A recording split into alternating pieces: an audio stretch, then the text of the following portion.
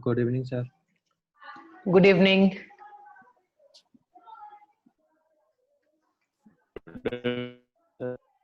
Good evening, Manas.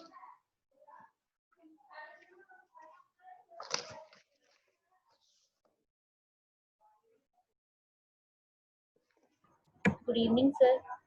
Good evening.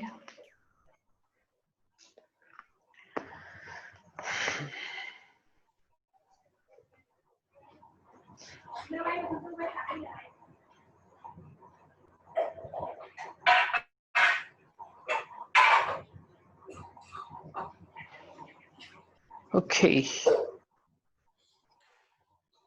क्या आप लोग स्क्रीन देख पा रहे हैं? Yes, sir. ओके तो ये क्वेश्चन मैंने कल आपको होमवर्क दिया था और इसका सॉल्यूशन मैंने सॉल्व करके यूट्यूब पे वीडियो डाल दिया है। आप वहां से अपना आंसर मैच कर लीजिएगा, कुछ डाउट रहेगा तो उसमें आपका कवर हो जाएगा। आज हम आगे बढ़ते हैं, ठीक है। हमने हमारी प्रीवियस क्लास में देखा था क्या, residential status of an individual. आज की क्लास में हम देखेंगे कि अदर जो एसएससी लोग हैं उनके केस में क्या होगा, ठीक है। चलिए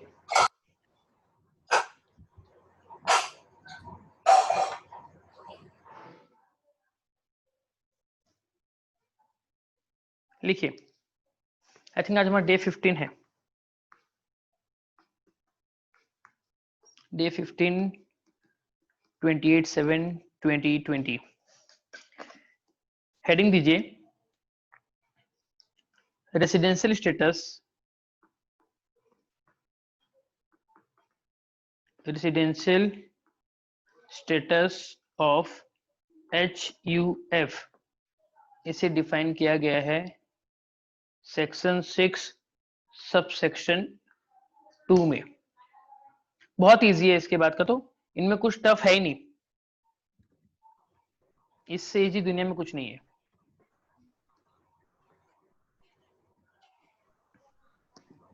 देखिए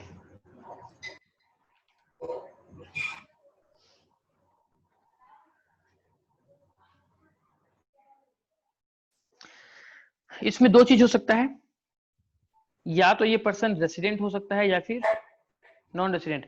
बाकी लोग प्लीज अपने आप को म्यूट कर लें, जब कुछ क्वेरी रहेगा आपका तो ही अनम्यूट कीजिएगा, प्लीज म्यूट कर लीजिए। देखिए या तो ये रेसिडेंट होगा या फिर ये पर्सन नॉन रेसिडेंट होगा। इन लोगों के केस में resident, ordinary resident, resident but not ordinary resident, ऐसा कुछ भी सीन नहीं है। इनका में सिर्फ इधर रेसिडेंट या फिर नॉन रेसिडेंट। तो रेसिडेंट कब होगा? देखिए रेसिडेंट होगा if the control and management, if the control and management wholly or partly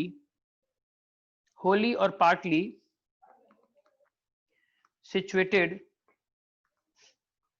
in India, wholly or partly situated in India, ठीक है। देन अगर आपको याद होगा तो HUF यानी कि हिंदू अनडिवाइडेड फैमिली, उसमें कौन पर्सन रेस्पॉन्सिबल होता है सारे काम के लिए? कर्ता। तो फिर हम क्या करेंगे, अब हम देखेंगे इसमें हम देखेंगे इफ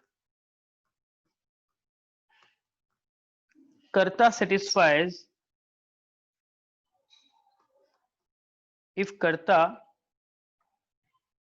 satisfies क्या, section 6 subsection 6,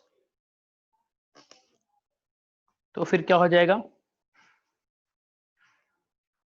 whole HUF is resident and ordinarily resident।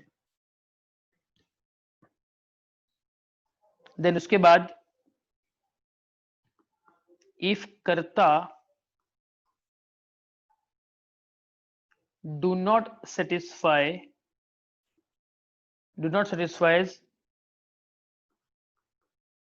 section 6 subsection 6, then whole HUF is resident but not ordinarily resident.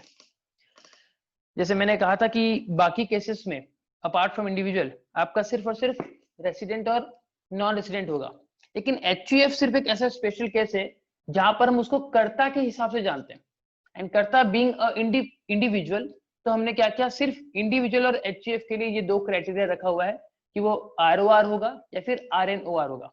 Apart from this बाकी सारे के सारे सिर्फ रेसिडेंट और नॉन रेसिडेंट रहेंगे। ठीक है, देन नॉन रेसिडेंट में लिखिए if control and management, if control and management wholly situated, मतलब completely situated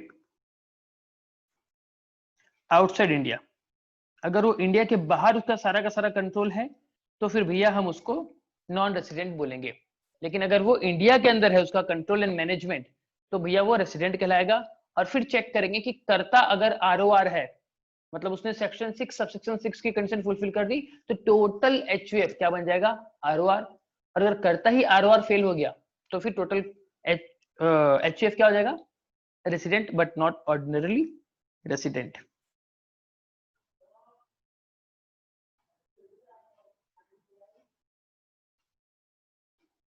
देन इसमें नोट लिखिए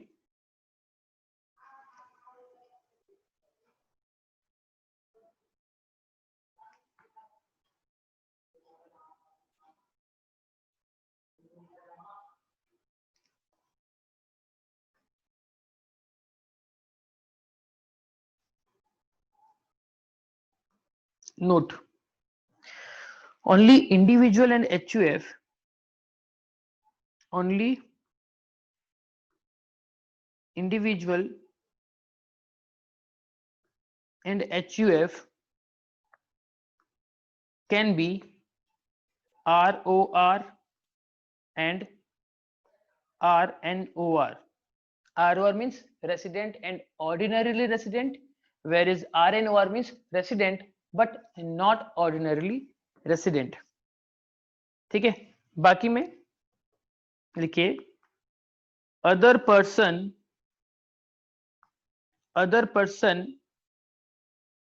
can only be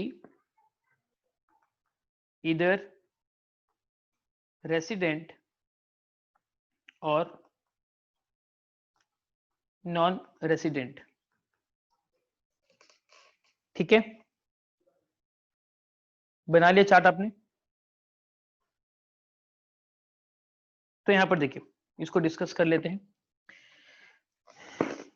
बट उससे पहले इसको डिस्कस करने से पहले हम एक बार क्या करेंगे, हमारा पिछला जो है section 6 subsection 1 and section 6 subsection 6 that is resident के बारे में और रेसिडेंट ऑर्डिनरी रेसिडेंट, इसकी जो कंडीशन है उसको फटाफट एक बार हम रिवीजन करेंगे और फिर इसको आके हम डिस्कस करेंगे।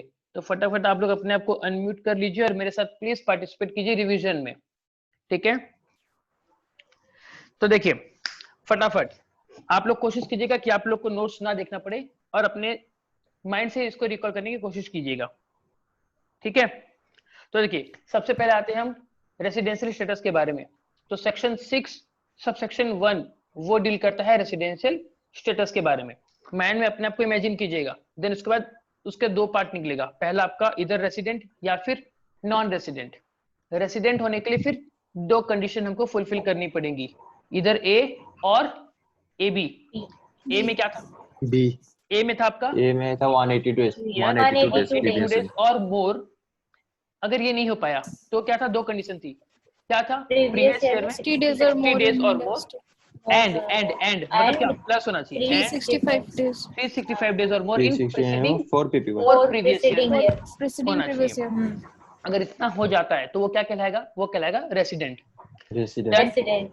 अब अगर ये नहीं कर पाया, ये दोनों कंडीशन वो फेल हो गया, नहीं कर पाया, तो फिर सिंपली उसको क्या बोलेंगे, नॉन रेसिडेंट। तो हमारे चार्ट का पहला पार्ट खत्म। पहला हमारा चार्ट में क्या था, रेसिडेंट, देन दो पार्ट, इधर रेसिडेंट या फिर नॉन रेसिडेंट, तो वो पार्ट खत्म हो गया। अब अगर वो रेसिडेंट हो जाता है तो what we need to do is दो चीजें चेक करनी पड़ेगी कि वो ऑर्डिनरी रेसिडेंट है कि नॉट ऑर्डिनरी रेसिडेंट है।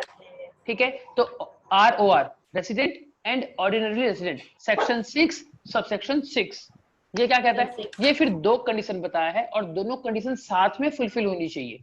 अगर एक भी फुलफिल नहीं हुई तो फिर वो नहीं होगा। तो क्या दो कंडीशन थी? पहली कंडीशन प्रीसीडिंग 10 प्रीवियस ईयर में एटलीस्ट 10 2 preceding साल previous year में उसको 2 साल रेसिडेंट होना चाहिए रेसिडेंट होगा। एंड प्रीसीडिंग 7 प्रीवियस ईयर में 730 days days और more days 730 days इंडिया में स्टे। उसको रेसिडेंट होना, सॉरी इंडिया में स्टे करना चाहिए। तो इस केस में क्या हो जाएगा? वो Ordinary resident and ordinary resident. ordinary लेकिन इसमें से कोई एक भी अगर फेल हो गया तो वो क्या हो जाएगा? Not ordinarily not resident. resident. समझ में आ गया आपको? ओके, तो अब Yes, इन sir. केस में क्योंकि HUF में भी जो मेन आदमी है वो कौन है? कर्ता है। कर्ता बीइंग इंडिविजुअल, तो यहाँ पर भी ये ROR एंड RNOR का कंसेप्ट लगेगा। अगर कर्ता फुलफिल कर गया सेक्शन 6 सबसेक्शन 6 की बातें, तो वो क्या हो जाएगा? पूरा HUF ऑर्डिनरी रेसिडेंट। अगर कर्ता ही फेल हो गया सेक्शन 6 सबसेक्शन 6 में, तो क्या हो जाएगा? पूरा HUF RNOR। ठीक है, अपार्ट फ्रॉम दैट बाकी जो भी पर्सन है वो पर्सन में सिर्फ या तो रेसिडेंट होंगे या फिर नॉन रेसिडेंट। जब हम बात करते हैं पर्सन, तो पर्सन बोलने से आपके माइंड में कौन सा सेक्शन हिट करता है? Section 2 subsection Section 2, subsection 31. 31 जब बात करते हैं पर्सन की तो 7 लोग हमारे आंखों के सामने आते हैं। कौन है वो लोग? Individual, Individual, HUF, company, LLP, firm including LLP, artificial AOP, AOPBOI, BOI, local authority and local authority, artificial person. judicial person. ठीक है, तो यानी कि पहले दो कैटेगरी को हम हटा दें, इंडिविजुअल HUF, उसके अलावा जो बाकी के 5 बचे वो 5 या तो रेसिडेंट होंगे या फिर नॉन रेसिडेंट। बात समझ में आ गई? ओके, अब हम बात करते हैं सेक्शन 6 सबसेक्शन 2 की, जो बात करता है आपका रेसिडेंशियल स्टेटस ऑफ HUF। ये क्या कहता है कि HUF दो ही चीज हो सकता है, या तो रेसिडेंट या नॉन रेसिडेंट। ठीक है, अब उसमें क्या बोला कि अगर HUF का कंट्रोल एंड मैनेजमेंट या तो टोटल या पार्टली भी अगर इंडिया में हो तो वो क्या हो जाएगा? रेसिडेंट। एंड अगर वो उसका total control and management India के बाहर हो तो क्या कहलाएगा? वो नॉन रेसिडेंट। Non-resident. लेकिन सिर्फ स्पेशल कैसे HUF, यहाँ पर भी HUF ROR एंड RNOR हो सकता है। अगर कर्ता सेटिस्फाई कर गया 6 सबसेक्शन 6 की कंडीशन तो टोटल HUF ROR, कर्ता नहीं कर पाया कंडीशन फुलफिल तो पूरा HUF RNOR। RNOR. तो चलिए ये था हमारा। अब इसके बाद हम चलते हैं स्क्रीन की तरफ। चलिए बाकी का नोट्स लिखते हैं।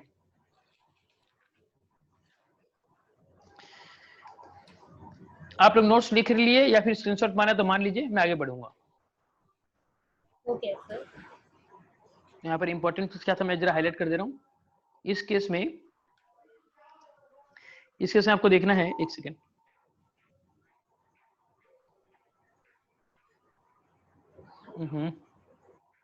वेट,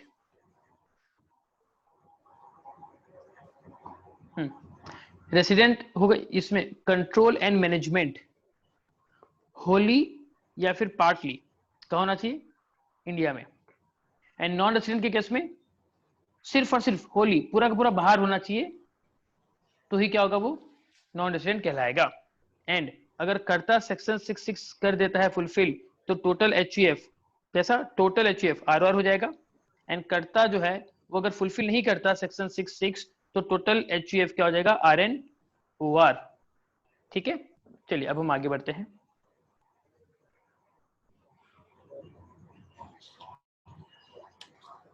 दूसरा हमारा लिखिए,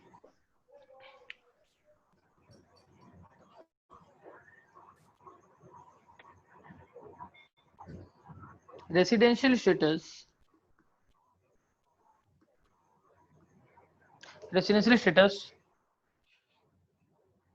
ऑफ कंपनीज।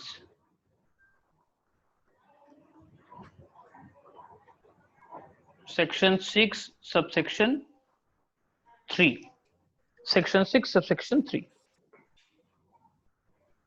अब कंपनी के केस में देखिए, कंपनी दो प्रकार की हो सकती है, या तो वो डोमेस्टिक कंपनी हो या फिर वो फॉरेन कंपनी हो। याद है आपको जब हम टैक्स रेट पढ़ रहे थे तब भी हमने देखा था डोमेस्टिक वाले को 30% टैक्स देना पड़ रहा था, फॉरेन वाले को 40% टैक्स देना पड़ रहा था।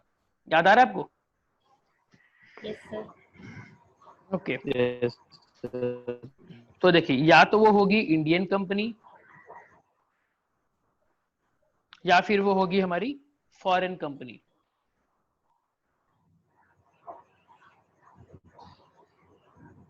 ठीक है, एंड अगर इंडियन कंपनी है तो भैया बहुत ही ज्यादा इजी। क्या easy?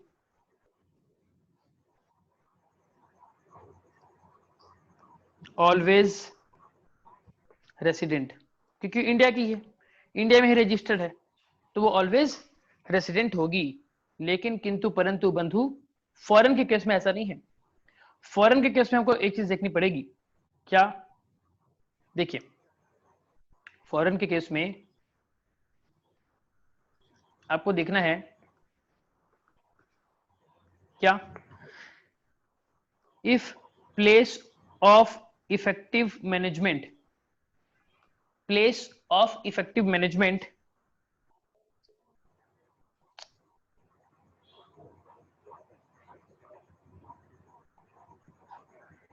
in India, if place of effective management is in India, then resident company, and if place of effective management is outside India,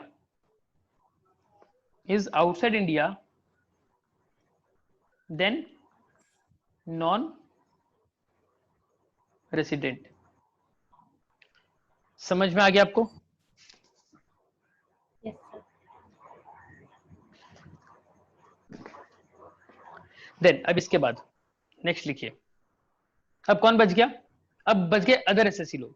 मतलब जैसे आपका The place of effective management मतलब जहां से इफेक्टिवली कंट्रोल कर रहा है बिजनेस को, वो इन शॉर्ट। ठीक है, मतलब वो जो हेड ब्रांच रहेगा वैसा बोल रहे हैं। काइंड ऑफ एट प्रेजेंट इसको इतना समझिए, क्योंकि इसका फिर अलग से अपना बहुत वास्ट एक सर्कुलर है, जो बहुत सारे कंडीशन दी गई है, वो अभी आपके सिलेबस के लिए एप्लीकेबल नहीं है। इन जनरल इतना समझ के रखिए कि प्लेस ऑफ इफेक्टिव मैनेजमेंट मतलब कि जहां से वो कंपनी अपने सारे बिजनेस को मैनेज कर रही है, the place of effective management, पूरे कंपनी को कहां से ढंग से कंट्रोल किया जा रहा है, एट प्रेजेंट आप उतना समझिए। ठीक है, देन अगर आपको इसको पढ़ना है तो मैं आपको इसका डिटेल दे देता हूं, आप नोट चलिए। For place of effective management you can refer circular number 6/2017। या आप इनकम टैक्स की वेबसाइट पे जाके निकाल सकते हैं। मैंने आपको बहुत बार बताया है कि कैसे निकालोगे, आप जाके इसको पूरा पढ़ लीजिएगा, आपको कंसेप्ट क्लियर हो जाएगा। एंड सर ये अभी ताजा ताजा है। नहीं, ताजा ताजा नहीं है, पहले का है। ठीक है, अभी आपका एग्जाम के लिए applicable है, 2017 क्योंकि का। हम बता, हाँ 2017 नोटिफिकेशन उसमें निकाल दिया था, उसमें रेफर कीजिए। अच्छा, ठीक है, देन उसके बाद अब हम बात करेंगे अदर एसएससी का केस में। लिखिए, residential status in case of other SSC, section 6 subsection 4, section 6 subsection 4।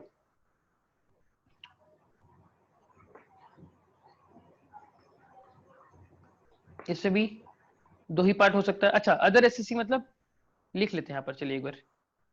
Company HUF और इंडिविजुअल छोड़ ना कंपनी हो चुका है, कंपनी एचयूएफ, हाँ सॉरी, कंपनी एचयूएफ इंडिविजुअल छोड़ के, सही बोल रहे थे आप। लिख लीजिए, जैसे कि आपका हो गया, कौन बचा? फर्म बचा, और कौन बचा? एलएलपी, और कौन बचा? एओपी बीओआई, और कौन बचा? आर्टिफिशियल जुडिकल पर्सन, और कौन बचा? Local authority. ये सारे जो लोग हैं, इन सारे लोगों के लिए हमको देखना है। ठीक है, तो देखिए यहां पर क्या होगा, या तो ये रेसिडेंट होगा या फिर नॉन रेसिडेंट होगा। ठीक है, यहां पर क्या बोल रहे हैं, बहुत ही सिंपल है, जैसा हमारा ऊपर हमने पढ़ा था एचएफ के केस में। क्या लिखिए, if control and management, if control and management wholly or partly situated in India, तो हो जाएगा रेसिडेंट। नॉन रेसिडेंट में क्या हो जाएगा? If control and management, if control and management wholly situated outside India, तो उस केस में क्या हो जाएगा? वो नॉन रेसिडेंट हो जाएगा। सर बोलो। सर लोकल अथॉरिटी भी सर नॉन रेसिडेंट हो सकता है? बाहर का, यूएस का म्यूनिसिपैलिटी यूएस का म्यूनिसिपैलिटी से इंडिया में कैसे आएगा? नहीं आएगा, मालूम है? तो मैं तो बोल रहा हूँ कि यूएस का कहां से कंट्रोल कर रहा है? बाहर से कर रहा है, तो बाहर का हो गया, नहीं होगा। लोकल अथॉरिटी के केस में नहीं आएगा, बाकी केस में हो जाएगा।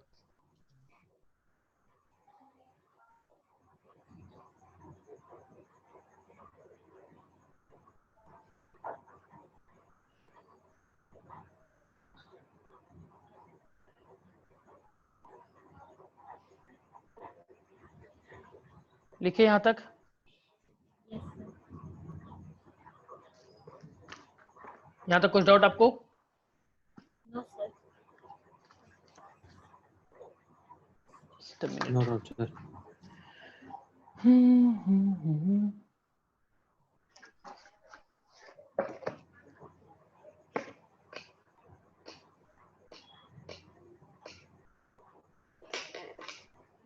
एक मिनट रुकिए।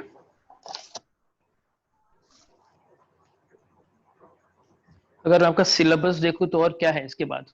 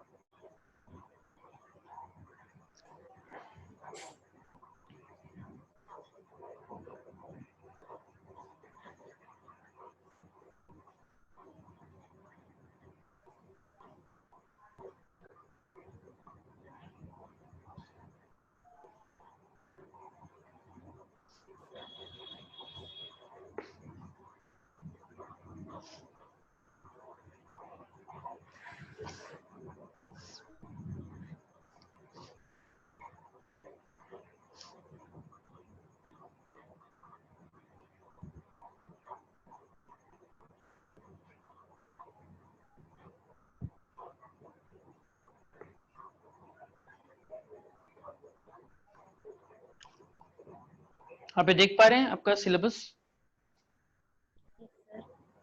ओके, इस सिलेबस के अकॉर्डिंगली देखिए हमने क्या क्या कवर कर लिया है। हमने एसएससी देख लिया, प्रीवियस ईयर देख लिया, असेसमेंट ईयर देख लिया, पर्सन देख लिया, इनकम देख लिया, सोर्सेस ऑफ इनकम देख लिया, हेड्स ऑफ इनकम देख लिया, ग्रॉस टोटल इनकम देख लिया, टोटल इनकम देख लिया, मैक्सिमम मार्जिनल रेट हमने देख लिया। देन टैक्स इवेजन के बारे में मैंने थोड़ा सा डिस्कस किया था कि अगर टैक्स चोरी करते तो it's a tax evasion. Then आपका tax avoidance and tax planning, इसके ऊपर मैं आपको अलग से क्लास में दिखा दूंगा नोट्स। देन नेक्स्ट हमने और क्या देखा? हमने देखा रेसिडेंशियल स्टेटस हमने देखा। Then residential status of all person except company, हालांकि हमने कंपनी भी कवर कर दिया। अब इसमें हमको देखना है एक इंसिडेंस ऑफ टैक्स कि कौन कौन सी इनकम जो है वो एक रेसिडेंट की या एक नॉन रेसिडेंट की इंडिया में टैक्सेबल होगी। ठीक है, एक पर्सन जो है वो क्या कमा सकता है? वो या तो इंडियन इनकम कमा सकता है या फिर फॉरेन इनकम कमा सकता है, एंड इन दोनों के केस में उसका क्या टैक्सेबल होगा वो हमको देखना पड़ेगा। ठीक है, तो चलिए उसको डिस्कस करते हैं। अभी हम देखेंगे scope of total income and tax incidence, जो कि बहुत इंपॉर्टेंट है समझने के लिए।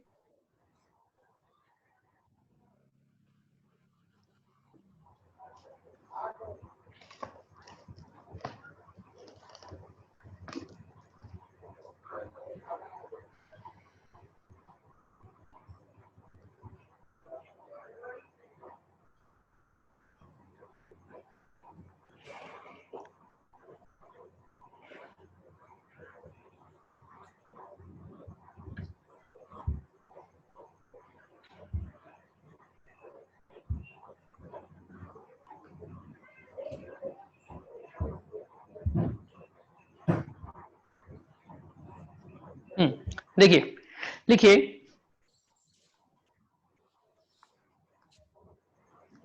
Scope of total income, section 5। Section 5 जो है वो डील करता है हमारा स्कोप ऑफ टोटल इनकम के साथ, और उसके बाद ये बताएगा कि कौन कौन सी इनकम टैक्सेबल होगी और कौन कौन सी नहीं। समझ में आया? तो लिखिए, यहां पर लिखिए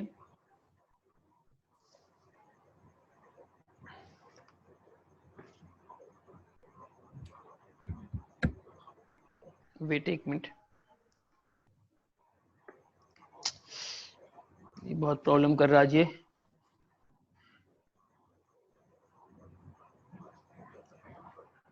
लिखिए in order to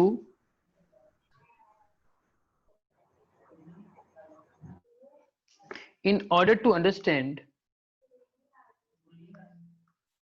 in order to understand the relationship between the relationship between residential status and incidence, it is necessary to understand it is necessary to understand meaning of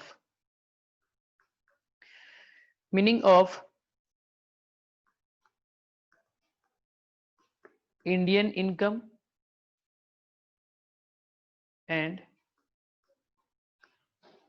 foreign income. Indian income and foreign income. तो लिखिए इसमें foreign income में लिखिए, foreign income में लिखिए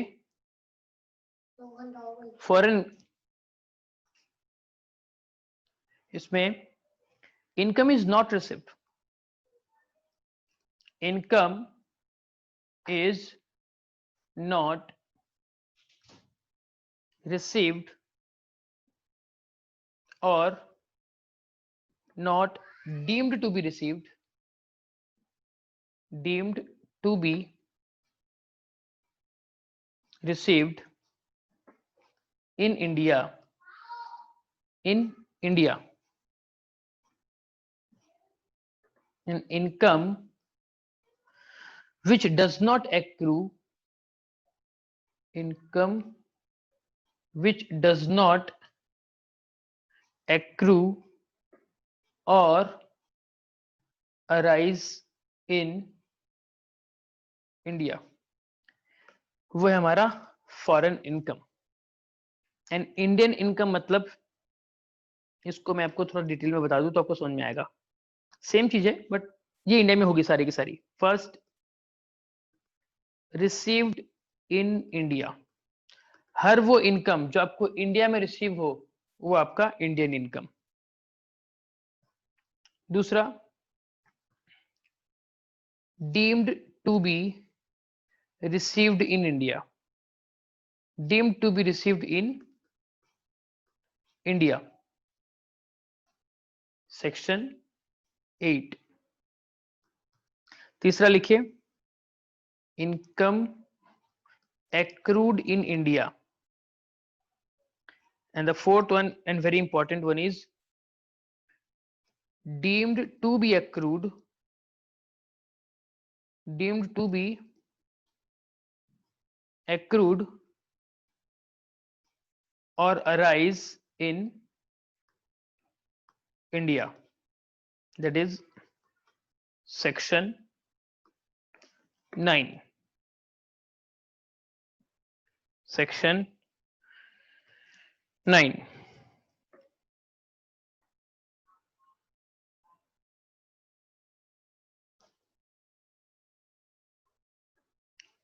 फिर यहां पर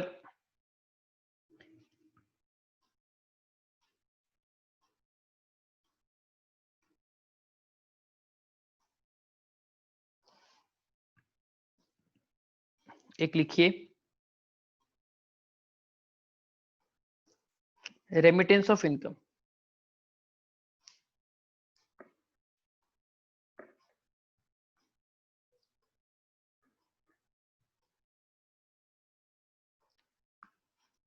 ओहो,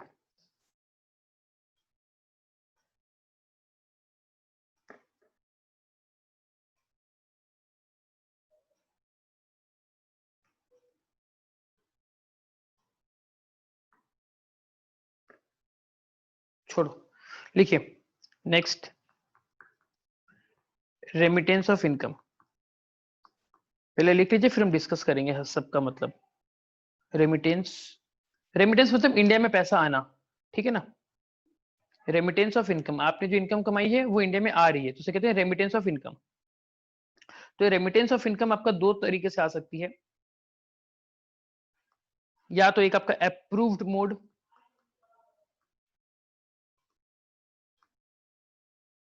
अप्रूव्ड मोड, या आपका अनअप्रूव्ड मोड,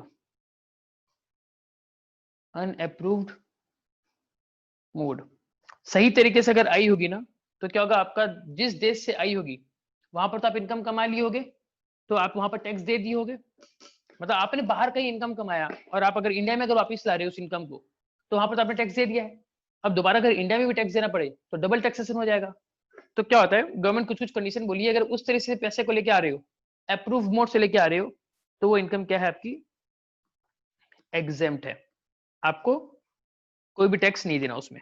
लेकिन अगर आप गलत तरीके से पैसे लेके आ रहे हो, आप बाहर पैसे कमाए लेकिन इंडिया में छुपा छुपा के पैसे लेके आ रहे हो, तो अगर वो पता चल गया ना गवर्नमेंट को, तो वो हो जाएगा टैक्सेबल। बहुत ही लॉजिकल बात है ये तो। गवर्नमेंट से पैसे चुराओगे तो गवर्नमेंट को अच्छा नहीं लगता, ठीक है। देन उसके बाद देन हम लिखेंगे इंसिडेंस ऑफ टैक्स। हम लिखेंगे incidence of tax for individual and HUF. अगर इंडिविजुअल और एचयूएफ का केस हो तो कौन कौन सी इनकम टैक्सेबल होगी, कौन कौन सी इनकम टैक्सेबल नहीं होगी। तो कुछ इस तरीके का हमारा एक टेबल बना लीजिए आप लोग। फर्स्ट अब बनाइए यहां पर इनकम, देन बनाइए रेसिडेंट, ऑर्डिनरीली रेसिडेंट, देन बनाएंगे रेसिडेंट नॉट ऑर्डिनरी रेसिडेंट, और फिर बनाएंगे नॉन रेसिडेंट, ठीक है। अब यहां पर आपका पहला इनकम कौन सी हो गई, पहली इनकम आपकी हो गई इंडियन इनकम। अगर इंडियन इनकम है तो वो तो सबके लिए टैक्सेबल हो जाएगा, सबके लिए टैक्सेबल हो जाएगा इंडिया में, taxable in India, taxable in India. And अगर भले वो नॉन रेसिडेंट भी हो, लेकिन अगर उसको इंडिया की इनकम हुई, इंडिया की इनकम मतलब देखो एक बार, इंडिया की इनकम मतलब ये चार कैटेगरी में से कोई भी, अगर वो इनकम उसको इंडिया में रिसीव हुई हो, अगर वो उस इनकम को इंडिया में कमाया हो, तो फिर वो क्या हो जाएगा, इंडियन इनकम हो जाएगी। और भले वो रेसिडेंट नॉन रेसिडेंट ही क्यों ना हो, उसको टैक्स देना पड़ेगा। दूसरा केस कौन सा इनकम आया हमारा, फॉरेन इनकम। फॉरेन इनकम सबके लिए टैक्सेबल नहीं होती। फॉरेन इनकम अगर ऑर्डिनरी रेसिडेंट है, मान लो अगर मैं हूं, मुझे अगर फॉरेन से कोई इनकम अगर हो रही है, भैया टैक्स लगा दो उसके ऊपर, टैक्सेबल। आगे हम इसके ऊपर एक सम करेंगे तुमको समझ में आएगा। देन उसके बाद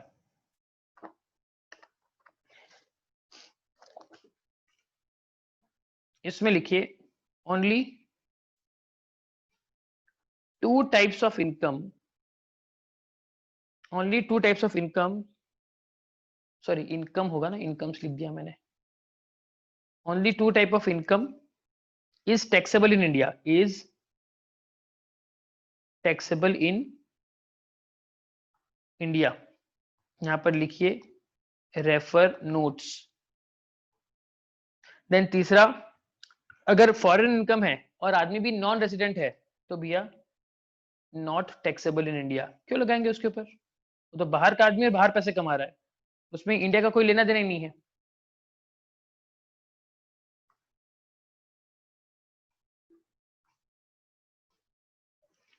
समझ आया आपको? देन लास्ट नोट्स लिखिए, फिर हम ब्रेक लेंगे फटाफट। ये लिखिए, incidence of tax for other person. Other person, other person क्या होंगे? या तो रेसिडेंट होंगे या नॉन रेसिडेंट होंगे। उनमें ROR, RNOR ये सब का कोई लफड़ा ही नहीं है, तो बहुत सिंपल हो जाएगा वो, तो बहुत ज्यादा इजी हो जाएगा। देखिए,